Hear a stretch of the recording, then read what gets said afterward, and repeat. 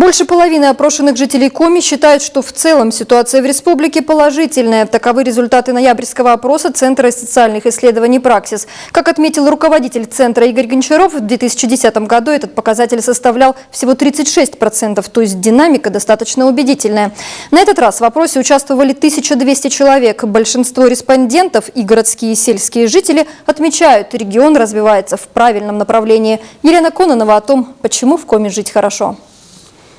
Жить в республике стало комфортнее, так считает большинство респондентов. Причем это не просто внутреннее ощущение. Жители Коми видят, регион развивается. На вопрос о том, какие положительные изменения произошли в республике, это на первое место вышли ремонт, строительство дорог, строительство спортивных объектов, строительство детских садов, больниц, фельдшерско-акушерских пунктов, строительство жилья, благоустройство населенных пунктов, рост зарплаты работников бюджетной сферы.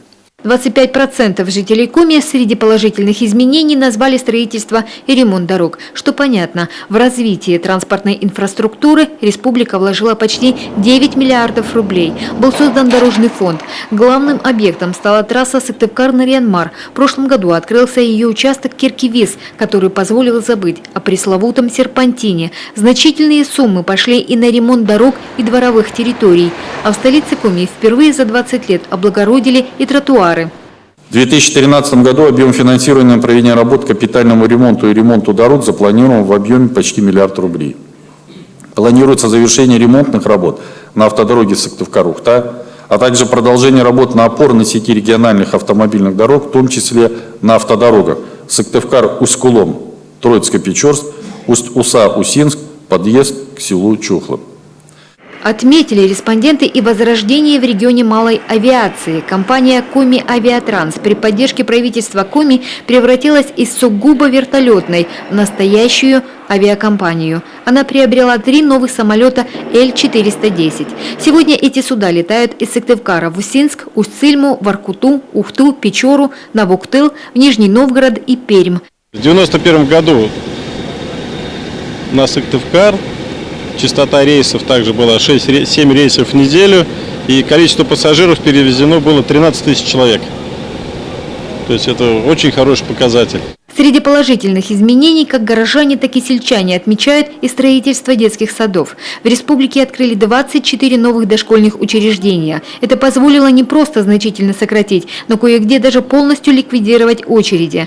Возводят в регионе и школы. Одна из них открылась в селе Замежно-Усть-Цилимского района. Сельские респонденты отдельно отметили строительство ФАПов. Новые модульные здания появились практически в каждом районе республики. Жители столицы возлагают большие надежды на проект «Городская среда». Он предусматривает снос старых деревянных домов и строительство на их месте нового комфортного жилья. Большинству жителей Республики Коми нравится проживание в республике. Так, в частности, у нас цифры были достаточно высокие в Сыктывдинском, Троицко-Печорском, Усть-Вымском районе. Этот показатель числа опрошенных составил где-то около 90%. И, наконец, 5-я часть всех опрошенных жителей отметила строительство спортивных объектов.